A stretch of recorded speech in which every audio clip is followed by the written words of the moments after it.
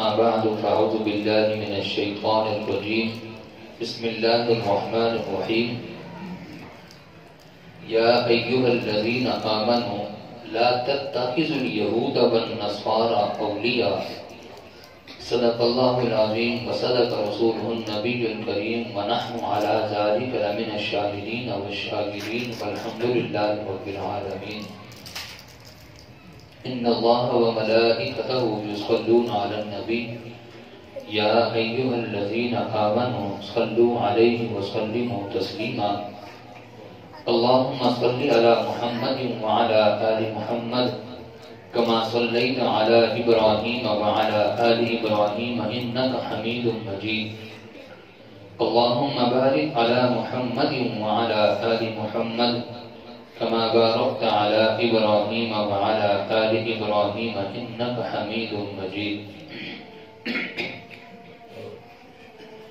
میرے انتہائی بارگاہ کے احترام دوستو ساتھیو عزیزو، اللہ رب العزت نے ہم سب کو اسلام کے ساتھ جوڑا ہے۔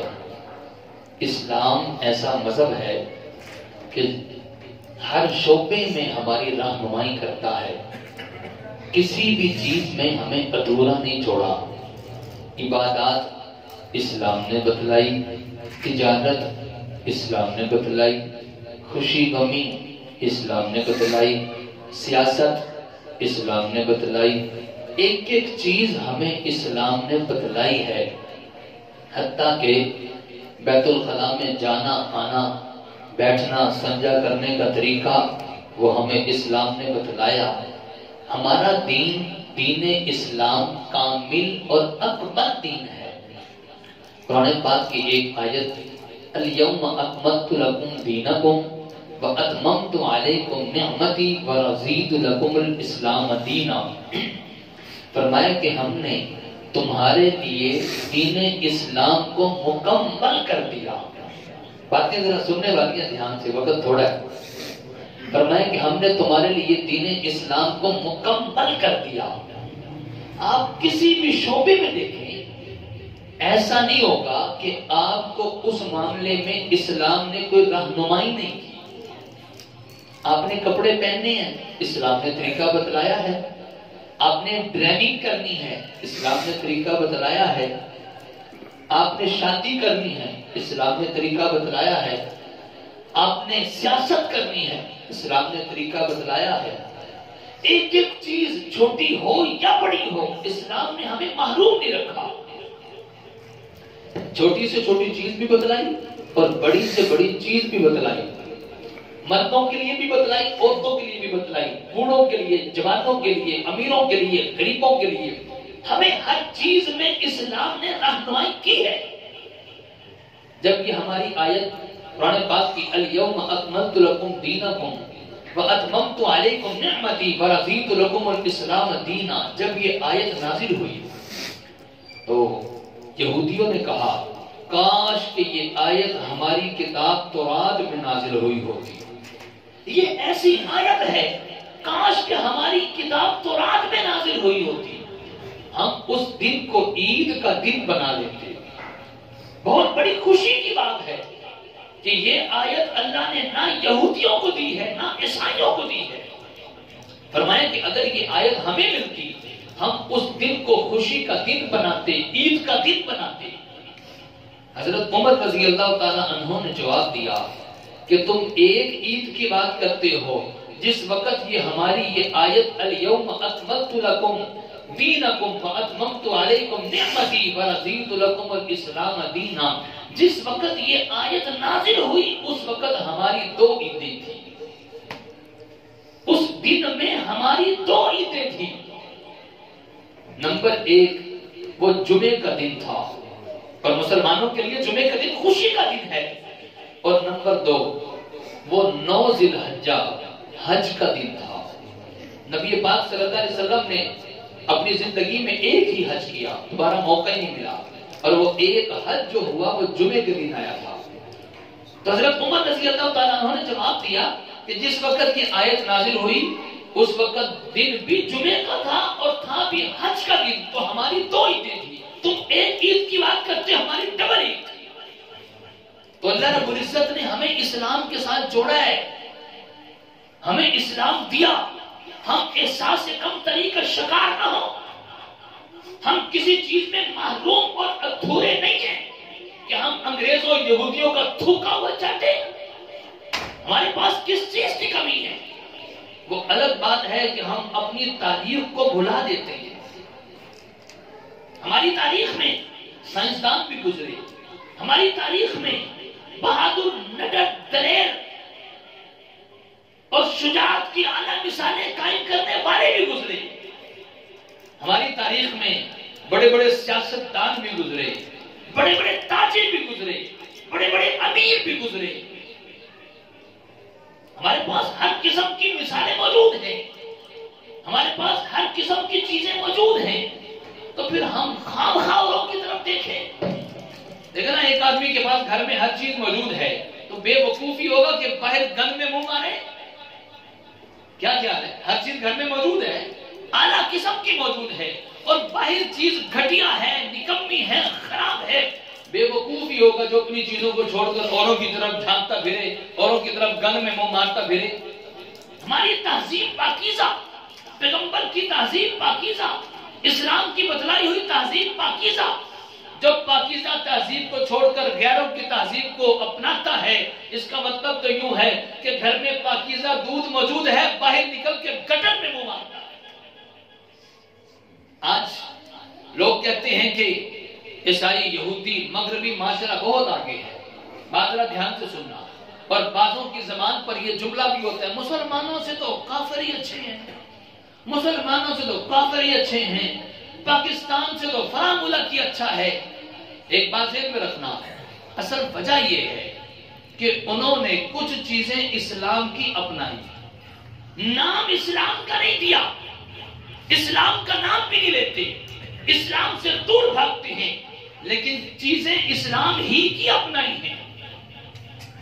اسلام کہتا ہے کاروبار کرتے ہوئے جھوٹ نہ بولو، فراڈ نہ کرو۔ اسلام کہتا ہے کاروبار کرتے ہوئے دھوکہ نہ دو۔ یہ چیزیں انہوں نے اپنائی، انہوں نے اپنائی، ترقی کرتے چلے گئے، تو یہ کمال ان کا تو نہیں ہے، کمال تو اسلام کا ہے، یہ بتلایا تو اسلام نے ہے۔ آج یہی چیزیں اگر مسلمان اپنا لیں، مسلمان ترقی کرنے لگ جائیں گے۔ اگر مسلمان دھوکہ کرتا ہے، فراڈ کرتا ہے، جھوٹ بولتا ہے، قصور اسلام کا نہیں ہے، قصور مسلمان کا ہے کہ مسلمان نے اسلام کو چھوڑا کیوں۔ ایک واقعہ لکھا، جاپان کے اندر ایک مرتبہ ایک شخص ڈرائیونگ کر رہا ہے اور پیچھے سواری کو بٹھا کر لے کر جا رہا ہے۔ ہمارے ہاں تو یہ ہوتا ہے کہ پہلے اسے کرایہ طے کرتے ہیں، کتنے پیسے، وہ بتلاتا اتنے پیسے، پھر اس کے ساتھ سفر کرتے ہیں۔ تو وہاں پر یہ تھا کہ جس کے ساتھ وہ بیٹھا جس گاڑی میں، تو اس کا سسٹم یہ تھا کہ جب وہاں پر اتریں گے تو سارا سکرین پہ آ جائے گا کہ کتنے پیسے بنتے ہیں اس کے۔ پہلے طے نہیں کرنا، بس پتہ ہے جی وہاں پہ جانا ہے، کتنے کلومیٹر کا سفر ہے، سکرین پہ آ جائے گا اتنے پیسے بنتے ہیں۔ جیسے آج کل بھی ہمارے ہاں وہ اوبر اور کریم چل رہی ہے، وہ جب اترتے ہیں تو ان کے موبائل پہ آ جاتا ہے اتنے پیسے تمہارے بنتے ہیں۔ اب وہ پیچھے سواری جو بیٹھی تھی وہ دیکھ رہا ہے کہ میں سفر کر رہا ہوں اور جا رہا ہوں، میرے اتنے پیسے بنتے ہیں، وہ اس کی سکرین پہ دیکھ رہا ہے میرے اتنے پیسے بن گئے، اتنے بن گئے، اتنے بن گئے۔ جب وہ اپنی منزل پہ اترا، بڑا عجیب واقعہ، جب وہ اپنی منزل پہ اترا تو اب پیسے بنتے تو تھے زیادہ، ڈرائیور نے تھوڑے پیسے کم بتلائے، تو بیٹھنے والے اس سواری اس نے پوچھا کہ یار چکر کیا ہے، بتلاؤ تو صحیح کہ پیسے بنتے زیادہ ہیں، تمہاری سکرین پہ شو زیادہ ہو رہے، تم تھوڑے کیوں بتلا رہے ہو؟ تو ڈرائیور نے بھلا کیا جواب دیا؟ اس نے کہا کہ جو تمہاری منزل تھی وہاں پر مجھے پہنچتے ہوئے راستے میں تھوڑی سی مسٹیک ہو گئی، میں راستہ بھول گیا، غلط سڑک پہ چلا گیا، تو مجھے بیک آنے میں تو وقت زیادہ لگا، پیٹرول زیادہ لگا، اس لیے کلومیٹر زیادہ شو ہو رہے ہیں، تمہارا کرایہ زیادہ شو ہو رہا ہے، تو اس میں قصور تو میرا ہے، غلطی مجھ سے ہوئی نا، میں غلط سڑک پہ چڑھ پڑا ہوں، غلطی مجھ سے ہوئی ہے، وہ تمہارا قصور تو نہیں ہے، لہذا تمہارا کرایہ اتنا ہی بنتا ہے، باقی جو نقصان ہوا وہ میرے سے۔ اب بات تو بڑی زبردست ہے، اب بتلاؤ یہ طریقہ اسلام کا ہے یا نہیں ہے؟ یہ طریقہ تو اسلام کا ہے نا، جو اپنایا انہوں نے ہے۔ یہ طریقہ اسلام کا تھا، اور مسلمان یہ کہنے لگ گئے یار مسلمانوں سے وہی اچھے ہیں۔ مسلمان چونکہ چور چکاری پہ آ گیا، دھوکہ فراڈ پہ آ گیا، ورنہ ارے اسلام ایسا مذہب ہے کہ جس نے ہر شعبے میں رہنمائی کی ہے۔ ایک واقعہ لکھا سویڈن کا کہ سویڈن کے اندر ایک وزیر اعظم بوڑھا ہو گیا، اس نے کہا کہ میں بس اسی سال ہوں، اگلے سال میں استعفیٰ دے دوں گا، اس لیے کہ بڑھاپے کی وجہ سے اب مجھ سے وزارت کے کام پورے نہیں ہوتے، لہٰذا میں اب اس کا اہل نہیں ہوں، میں اپنی وزارت سے چھوڑتا ہوں، سیٹ چھوڑتا ہوں، کرسی چھوڑتا ہوں۔ اب کرسی چھوڑنا آسان کام تو نہیں ہے، خود ہی چھوڑ رہے ہیں، حالانکہ عوام ساری کہہ رہی ہے کہ نہیں آپ ہی ہمارے وزیر اعظم ہیں، تا حیات وزیر اعظم ہیں۔ اس نے کہا نہیں، میں اب اس کے اہل نہیں، مجھ سے کام صحیح طریقے سے نہیں ہوگا، میں یہ سمجھتا ہوں اب میں اس کا اہل نہیں رہا، چھوڑ دیا اس نے، وزارت کا عہدہ چھوڑ دیا، وزیر اعظم کا عہدہ چھوڑ دیا، استعفیٰ دے دیا، کرسی چھوڑ دی۔ اب اگلی بات اس سے بھی بڑی عجیب ہے، اب ہوئے الیکشن میں جس کے ووٹ سب سے زیادہ نکلے وہ تھی ایک خاتون۔ اب وزیر اعظم بننا تھا خاتون نے، اب جب اس کا نام سلیکٹ ہوا، آگے آیا کہ اس نے وزیر اعظم بننا ہے، تو وہاں کی انتظامیہ نے، وہاں کی جو جتنے بھی تھے لوگ، انہوں نے کہا کہ وزیر اعظم بننے سے پہلے اس کا پچھلا سارا بایو ڈاٹا چیک کرو، کوئی اس نے کرپشن تو نہیں کی، کہیں پر کسی کے ساتھ کوئی فراڈ تو نہیں کیا، چوری تو نہیں کی، جھوٹ تو نہیں بولا، اس کا پہلے پچھلا سارا بایو ڈاٹا چیک کرو، اگر اس پر کسی قسم کا کیس ہوا ہے پہلے، لہٰذا یہ وزیر اعظم نہیں بن سکتی۔ پورا بایو ڈاٹا چیک کیا، کچھ بھی نہیں نکلا سوائے ایک کرپشن کے۔ وہ کرپشن کیا ہے وہ سننا ذرا۔ کرپشن یہ ہے کہ وہ کسی بڑے عہدے پر تھی، اس کو سرکاری طور پر کریڈٹ کارڈ ملا ہوا تھا کہ کوئی کام ہو سرکاری تو وہاں سے پیسے نکلوائے اور اپنا کام پورا کرے، سرکاری کام پورا کرے۔ ایک مرتبہ اپنی ذاتی شاپنگ کے لیے باہر نکلی ہوئی تھی، تو اس کا اپنا ذاتی پرس گھر بھول گئی۔ ہاں وہ سرکاری کریڈٹ کارڈ جو ملا ہوا تھا وہ اس کے پاس تھا، اس نے ذاتی شاپنگ سرکاری کھاتے میں سے کی، اور اس نے یہ سوچا کہ میں گھر جا کے اپنے اکاؤنٹ میں سے سرکاری اکاؤنٹ میں پیسے منتقل کر دوں گی، یعنی یوں کہہ لو سرکاری کھاتے میں سے تھوڑے سے پیسے اس نے ادھار ہی لیے نا، اس نے کہا میں اپنے اکاؤنٹ میں سے سرکاری اکاؤنٹ میں منتقل کر دوں گی، اور واقعی ہی اس نے ایسا کیا۔ جب وہ شاپنگ کر کے گھر پہنچ کے اپنے اکاؤنٹ میں سے سرکاری اکاؤنٹ میں پیسے منتقل کر دیے۔ اس سارے واقعے میں 2 گھنٹے کا وقت لگا، یعنی 2 گھنٹے کے لیے سرکاری پیسے ادھار لیے اور بعد میں واپسی بھی کر دیے، اور اس واقعے کو کافی سال گزر چکے، پرانا واقعہ تھا، لیکن وہاں کی انتظامیہ نے کہا کہ آپ نے ذاتی کام کے لیے سرکاری پیسے استعمال تو کیے ہیں نا، استعمال کیے کیوں ہیں؟ ذاتی کام کے لیے سرکاری پیسوں کا استعمال کیا تو ہمارے قانون کے مطابق اس کی اجازت ہی نہیں ہے، لہذا آپ وزیر اعظم کی اہل نہیں ہے، نا اہل ہے، اندازہ لگاؤ۔ اور وہ پیسے بنتے کتنے تھے؟ پاکستانی پیسے صرف 2500 روپیہ بنتا تھا، اور وہ بھی ادھار لیا تھا، واپسی چکا بھی دیا، 2 گھنٹے بعد واپسی بھی کر دیا، لیکن انہوں نے کیا کہا کہ آپ ذاتی کام کے لیے آپ نے اتنے پیسے لیے ہیں، آج وزیر اعظم بن جاؤ، تمہارا کچھ پتہ نہیں اپنے ذاتی کام کے لیے سارے سرکاری کھاتوں کو استعمال کرتے رہیں۔ اور آج کل کے ان حالات میں دیکھ رہے ہو رہا ہے کہ نہیں ہو رہا؟ اگر ہم ان کے واقعات پڑھتے ہیں تو ہمیں صحابہ کے دور کی یاد تازہ ہو جاتی ہے، یہ تو واقعات ان کے تھے، یہ چیزیں تو ان کی تھی، ارے یہ چیزیں تو اسلام کی تھی کہ سرکاری مال میں سے 1 روپیہ بھی اپنی ذات کے لیے حرام ہے، جائز نہیں ہے۔ حضرت عمر رضی اللہ تعالیٰ عنہ کا دور تھا، وہ وقت کے حکمران ہیں، 22 لاکھ مربع میل کے حکمران۔ ایک مرتبہ کسی آدمی کی عیادت کے لیے گئے، وہ مرنے کے قریب تھا، عیادت کر رہے ہیں، بیٹھے بیٹھے اس آدمی کی وفات ہو گئی، ڈیتھ ہو گئی، مر گیا۔ حضرت عمر رضی اللہ تعالیٰ عنہ نے فوراً چراغ جو جل رہا تھا اس کو بجھا دیا۔ لوگوں نے کہا حضرت اندھیرا ہو گیا، آپ نے رات کا وقت چراغ بجھا کیوں دیا؟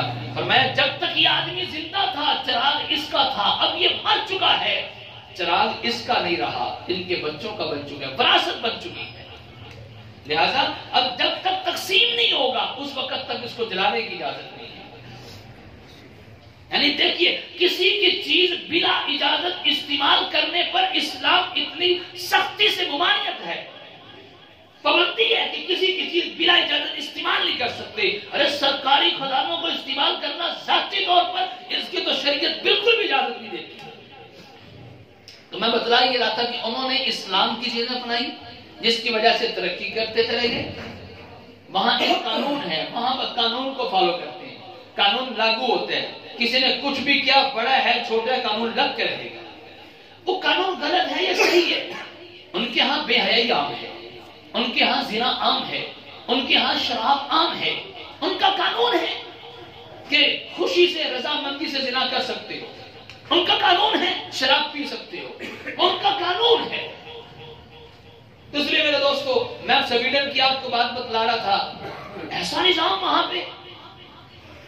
وہاں پہ جو حضرات گئے انہوں نے لکھا کتابوں میں کہ وہاں پہ ایک بڑا عجیب منظر دیکھا۔ منظر کیا کہ صبح کے وقت بچوں کو لینے کے لیے جو بس آتی تھی 6:45 بجے کا ٹائم تھا، 6:45 بجے ٹھیک بس پہنچ جاتی ہے۔ اب وہاں پہ بچوں کی ایسی تربیت ہوئی پڑی ہے کہ 6:30 بجے بچے اس جگہ پہ پہنچ جاتے ہیں جہاں پہ بس نے لینے کے لیے آنا ہے۔ 6:30 بجے سارے پہنچ گئے۔ اب بچے تو بچے ہی ہیں، کھیل رہے ہیں، بیگ ادھر پڑا ہے، بھاگ رہے ہیں، دوڑ رہے ہیں، لیکن جو ہی 6:45 بجے بس نے آ کے ہارن دیا، سارے بچے خود بخود، کوئی کہنے والا نہیں ہے آجو بھئی بس آ گئی ہے لائن بناؤ، خود بخود بچے وہاں اکٹھے ہوئے اور اپنے اپنے بیگ اٹھائے اور لائن میں لگ گئے۔ اور سب سے آگے وہ کھڑا ہوا جو سب سے چھوٹا، اور اس کے پیچھے وہ جو اس سے بڑا، اس کے پیچھے وہ جو اس سے بڑا، جو سب سے بڑا تھا وہ اینڈ میں اخیر میں کھڑا ہوا ہے۔ اور کوئی کنڈکٹر نہیں اور کوئی ان کو سیدھا کرنے والا نہیں، صرف ایک ڈرائیور ہے۔ ڈرائیور نے آواز لگائی بھی فرسٹ، جو سب سے پہلے وہ آ جائے۔ صرف ایک بچہ اندر گیا، اپنی سیٹ پہ بیٹھ گیا، اس نے پھر کہا نیکسٹ، اگلا آ جائے، پھر اگلا بچہ گیا، اپنی سیٹ پہ بیٹھ گیا، وہ نیکسٹ کرتا رہا، اگلا بچہ آتا رہا، سارے بچے سکون سے بیٹھ گئے۔ اچھا ہمارے ہاں یہاں ہو تو ایک بس میں بیٹھنا اور سیٹیں بھی پوری ہیں، یہ بھی نہیں کہ سیٹیں تھوڑی ہیں بندے زیادہ ہیں، سیٹ بھی پوری ہے۔ اگر کسی نے جانا ہے عمرے پر، چلو میں کسی کاروباری سفر کی بات نہیں کرتا، عمرے پہ جانا ہے، عبادت والا سفر ہے، اور جہاز کی سیٹ بھی پوری ہے، کسی نے کھڑے ہو کر نہیں جانا۔ ایسا بھی نہیں ہے کہ کسی کو کھڑا کر دیں، کسی کو دروازے میں لٹکا دیں، کسی کو اوپر بٹھا دیں، ایسا بھی نہیں ہے، جانا بھی سب نے سیٹ بائی سیٹ ہے۔ بورڈنگ کارڈ سب کو ملے ہوئے ہیں، ہر ایک نے اپنی اپنی سیٹ پہ بیٹھ کر جانا ہے، کسی دوسرے کی سیٹ پر بھی نہیں بیٹھنا۔ جب بورڈنگ کارڈ مل چکے، اندر انٹر ہو چکا، جہاز اس وقت تک نہیں اڑتا جب تک کہ بندے پوری نہ کر دیں۔ ان کو پتا بندہ اندر انٹر ہو چکا ہے، اب وہ بندہ باتھ روم میں بھی ہو وہ وہاں سے بھی تلاش کر کے لے آئیں گے۔ ایسا ہے کہ نہیں ہے؟ لیکن ہمارے ہاں ایک نظم نہیں ہے، ہمارے ہاں ایک ترتیب نہیں ہے۔ فوراً دھکم پھیل شروع ہو جائے گی، لڑائی جھگڑا شروع ہو جائے گا، خواتین پیچھے کھڑی ہیں، بچے پیچھے کھڑے ہیں، مرد پہلے جا کے اپنی سیٹیں مل رہے ہیں۔ ارے تم آخر میں بھی چلے جاؤ، تم پھر بھی اپنی سیٹ پر ہی بیٹھو گے، تمہیں زمین پر نہیں بٹھائیں گے۔ تو وجہ کیا ہے؟ صرف انہوں نے اسلام کی چیزیں اپنائی، وہ ترقی کرتے چلے گئے۔ ہم انہی چیزوں کو دیکھ کر کہہ دیتے ہیں مسلمانوں سے تو غیر مسلم اچھے ہیں۔ ارے ایک بات ذہن میں رکھنا، لاکھ چیزیں اپنائی ہو لیکن ان کے پاس اسلام نہیں ہے، جس کی وجہ سے ان کو پھر بھی سکون نہیں ہے، ان کی زندگیوں میں سکون نہیں ہے، دلی طور پر ان کے ہاں سکون نہیں ہے۔ مجھے وہ بات یاد آ جاتی ہے کہ جنید جمشید نے مولانا طارق جمیل صاحب کو کہا کہ میرے پاس دنیا کی ہر چیز موجود ہے، کہ ایک نوجوان جو چیز چاہتا ہے اس کی خواہشات ہوتی ہیں، میرے پاس ہر چیز موجود ہے لیکن سکون نہیں ہے۔ تو مولانا طارق جمیل صاحب نے جواب دیا کہ بات یہ ہے کہ درد ہو سر میں اور مرہم لگائیں گھٹنے پر تو سکون کہاں ملے گا؟ جہاں پہ درد ہے دوا وہاں کی کھاؤ تو سکون ملتا ہے۔ ارے دل بے چین ہے اور دل کی دوا، یہ دنیا کے مال و دولت یہ مادی چیزیں نہیں ہیں۔ جب دل بے چین ہے اس کی دوا کچھ اور ہے۔ آج اگر امیر سے امیر ترین ملک کے اندر ہم دیکھتے ہیں کہ وہاں پر نظم و ضبط ہے، ترتیب ہے اور وہاں پر ایک ڈسپلن ہے، لیکن اس کے باوجود دلی طور پر سکون کیوں نہیں ہے؟ اس کی وجہ یہ ہے کہ وہ اسلام کو چھوڑے بیٹھے ہیں۔ وہاں پر آپ کیا سمجھتے ہیں کہ امریکہ کے اندر سکون ہے؟ ہر 1 منٹ کے بعد وہاں پر بھی ایک بندہ قتل ہو رہا ہے، ہر چند منٹ کے بعد وہاں پر بھی زبردستی زنا ہو رہا ہے، حالانکہ خوشی سے زنا کی اجازت وہاں پر تو ہے، وہاں زبردستی بھی وہاں پر زنا ہو رہا ہے ہر منٹ کے بعد۔ جب انہوں نے دیکھا کہ ہمیں آپس کی رضامندی سے بھی وہ زنا سے سکون نہیں مل رہا، وہ زبردستی زنا پر آ گئے، لیکن سکون وہاں پر بھی نہیں ہے۔ تو اس لیے میرے دوستو، ہم ہو بہو یہودیوں اور عیسائیوں کے طور طریقے پر چل پڑے۔ نبی پاک صلی اللہ علیہ وسلم نے ارشاد فرمایا تھا، میری امت یہودیوں اور عیسائیوں کے طور طریقے پر اتنا چلے گی جیسے ایک بالش دوسرے بالش کے بالکل برابر ہوتی ہے، جیسے جوتی کا ایک پاؤں دوسری جوتی کے بالکل برابر ہوتا ہے۔ میری امت بالکل ان کے طریقے پر چلے گی۔ کچھ باتیں پچھلے جمعے عرض کی، کیا 25 دسمبر کے موقع پر مسلمان ان کے طریقے پر نہیں چل رہا؟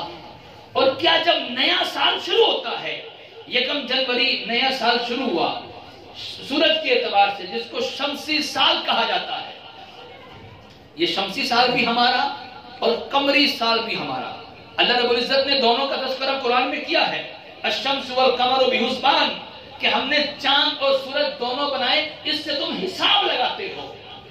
چاند کے اعتبار سے بھی سال چلتا ہے جس کو قمری سال کہتے ہیں، ہجری سال کہتے ہیں، اور سورج کے اعتبار سے بھی سال چلتا ہے جن کو ہمارے ہاں عیسوی کہا جاتا ہے۔ لیکن میرے دوستو، قمری سال کا آغاز ہو یا شمسی سال کا آغاز ہو، کسی کو مبارکباد کہنا نیا سال کے شروع ہونے پر شریعت میں اس کی کہیں پر بھی مثال نہیں ہے۔ ارے زندگی کا 1 سال کم ہو چکا ہے، میری زندگی جتنی لکھی ہوئی ہے، میں بھی دنیا میں آیا نہیں تھا، میری زندگی طے شدہ اللہ کے ہاں، میری زندگی کا 1 سال کم ہو گیا ہے، اس پر تو افسوس کرنا چاہیے۔ اس پر مبارکباد کس بات کی؟ مبارکباد دی جا رہی ہے، اور ہر جگہ پہ واٹس ایپ پہ کیا، اسٹیٹس پہ کیا، ہم اس کو اپنا مذہبی فریضہ سمجھ کر ہر کسی نے یہی لگایا ہوا ہے، اور ایک دوسرے کو میسج بھیجے جا رہے ہیں، happy new year, happy new year. ارے کس چیز کی ہیپی نیو ایئر؟ اور دوسری بات کیا، جب اسلامی سال جس کو قمری سال کہہ رہے ہیں، ہجری سال کا آغاز ہوتا ہے، محرم الحرام پہلا مہینہ ہے، 1 محرم الحرام اسلامی سال کے پہلے مہینے کا پہلا دن ہے، کیا اس وقت بھی اس طرح کے میسج کوئی ہیپی نیو ایئر اور ایک دوسرے کو مبارکباد دی جا رہی ہو؟ کیا اس وقت بھی ایسا ہوتا ہے؟ اور پھر 31 دسمبر کی رات 12 بجے وہ بے حیائی، وہ ظلم و ستم، وہ پٹاخے اور فائرنگ ہو رہا ہے کہ نہیں ہو رہا؟ وہ زنا، وہ ہر طرف عیاشی فحاشی کو یعنی ہو رہی ہے کہ نہیں ہو رہی؟ یہ طور طریقہ مسلمانوں کا ہے یا غیر مسلموں کا؟ ارے بولیے، مسلمان آج ان کے طریقے پر چل پڑا۔ رات کے وقت آپ نے دیکھ لیا جو کچھ بھی ہوتا ہے، اور یہ ہر سال ہی ہوتا ہے۔ اگر غازی آباد میں ہو رہا ہے، ہوا کہ نہیں ہوا؟ یہاں پر بھی ہر جگہ پر ہی ہوا، کہیں پر تھوڑا ہوا، کہیں پر زیادہ ہوا۔ رات مجھے ایک ساتھی کا فون آیا گوال منڈی سے، کہنے لگا یار یہاں پہ تو لگتا ہے کہ کوئی لڑائی ہو گئی ہے، کوئی جھگڑا ہو گیا ہے، یہاں پر تو گولیوں کی بچھاڑ ہے، اور یہاں پر پٹاخے، اور یہاں پر تو ایک عجیب طوفان بدتمیزی برپا ہے، لگتا ہے کہ یہاں پر مسلمان ہی کوئی عیسائی اور یہودی رہ رہے ہیں۔ ارے مسلمانوں، غازی آباد کے لوگوں، کاش یہ نیٹ کے ذریعے، میڈیا کے ذریعے جہاں تک ہماری بات پہنچ رہی ہے، سب کو یہ بات سمجھ میں آ جائے۔ ارے مسلمانوں کی عزت اور سکون یہودیوں اور عیسائیوں کے طریقوں پر چلنے میں نہیں ہے۔ انہوں نے ترقی بہت کر لی۔ غیر مسلموں کا، انگریزوں کا کہنا یہ ہے ہم زمین پہ بیٹھ کر چاند پر بیٹھی ہوئی مکھی کی آنکھ کا معائنہ ہم زمین پہ بیٹھ کے کر سکتے ہیں، اور باقی ان کے پاس وہ مشینریز ہیں، زمین پہ بیٹھ کر چاند پہ بیٹھی ہوئی مکھی کی آنکھ کا معائنہ بھی کر سکتے ہیں۔ ایک وقت تھا کہ اس وقت تک اتنی ترقی نہیں ہوئی تھی، دل کا آپریشن کرنا ہوتا تو کتنے گھنٹے لگ جاتے تھے، اور چیرا پھاڑی الگ، خون ضائع الگ، اور مہینوں بستر پہ پڑا رہا الگ۔ اور آج تو کوئی مشکل نہیں ہے، چیرا پھاڑی بھی نہیں، بس وہ سانس کے ذریعے سے نالی اندر بھیجی اور اس نالی کے آگے چھوٹا سا مکھی کے سر کے برابر کیمرہ لگا ہوا ہے، کیمرہ فٹ ہے، اور وہ اندر کا کیا سسٹم ہے، وہ سکرین لگی ہوئی ہے، سارا دیکھ رہے ہیں، اندر یہ بھی ہے، یہ ہو رہا ہے، یہ ہو رہا ہے۔ جب وال بند ہوتا ہے تو کیسے چیک کرتے ہیں؟ اسی طرح چیک کرتے ہیں۔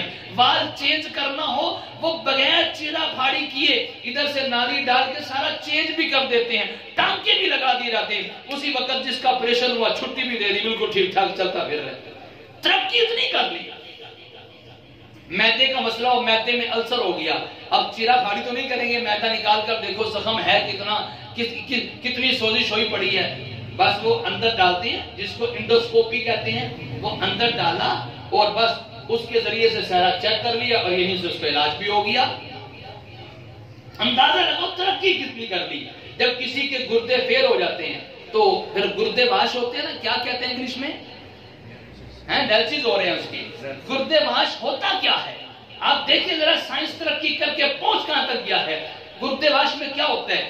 گردے کس کام کے لیے ہوتے ہیں؟ یہ خون اور پیشاب کو الگ کرنے کے لیے ہوتے ہیں۔ جس کے گردے کام کرنا ختم کر دے، اس کا مطلب ہے سارا کام مکس ہوا پڑا ہے۔ اب ایک طرف سے خون نکلتا ہے، مشین میں جاتا ہے، مشین خون الگ کرتی ہے، پیشاب الگ کر دیتی ہے، دوسری طرف سے اس کے جسم میں خون دوبارہ انٹر ہو جاتا ہے۔ سائنس نے اتنی ترقی کر لی، لیکن اس کے باوجود ان کے ہاں سکون کیوں نہیں ہے؟